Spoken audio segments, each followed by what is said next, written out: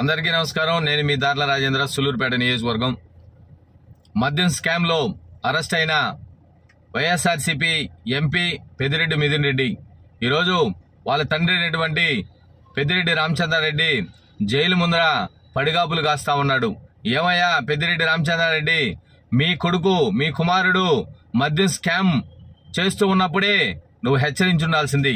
ఒరే నాయనా, ప్రభుత్వం మారుతుందేమో, మనకి ఇబ్బంది పడతామేమో, మనకెందుకు ఈ స్కామ్లన్నీ కూడా అని చెప్పి ఆ రోజు నువ్వు చెప్పి ఉంటే ఈ రోజు నువ్వు పడిగాపులు కాయాల్సిన అవసరం లేదు కదా అని చెప్పి నేను తెలియజేస్తా ఉన్నాం.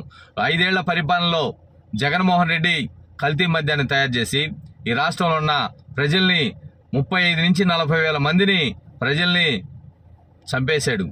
అదేవిధంగా ఎంతో మంది తాలుబుట్టుల్ని తెంపాడు జగన్మోహన్ రెడ్డి. ఎన్నో కుటుంబాలు మద్యం వల్ల రోడ్డు మీద పడ్డాయి. ఎన్నో కుటుంబాలు చెదిరిపోయినాయి. ఎన్నో కుటుంబాలు బిడ్డలు అనాథలైపోయారు. ఈరోజు జగన్మోహన్ రెడ్డి అంతా ఇంత పాపం మూట కట్టుకోలేదు. మద్యం స్కామ్ అంటే ఒక్కొక్కరికి లివర్లు చెడిపోయిండాయి. అన్యాయంగా అమానుష్యంగా నెలల్లోనే చనిపోయిన వాళ్ళు ఎంతో మంది ఉన్నారు ఈ రాష్ట్రంలో. జగన్మోహన్ రెడ్డి పాపం అనేది ఊరికే వదలదు. తరతరాల పాపం నువ్వు చేసింది. ఈరోజు ఏమైపోయింది? మద్యం కుంభకోణం కేసులో ఉన్న ప్రతి ఒక్కరిని కూడా కూటమి ప్రభుత్వం నారా చంద్రబాబు నాయుడు గారు తప్పనిసరిగా చట్టం తన పని తను చేసుకుంటూ పోతుంది. అరెస్ట్ చేయడం తప్పదు. అవసరమైతే రేపో మాపో ఈ వారంలోనే రేపు వారంలోనే తాడేపల్లి ప్యాలెస్ లో కూడా సిట్ అధికారులు వచ్చి జగన్మోహన్ రెడ్డిని అరెస్ట్ చేయడం కూడా తప్పదు. రాష్ట్ర ప్రజల మనోభావాల్ని దెబ్బతీసిన ఈ మద్యం లిక్కర్ స్కామ్ అనేది రాష్ట్రంలో ఎంతో మంది అనాథులైపోయారు.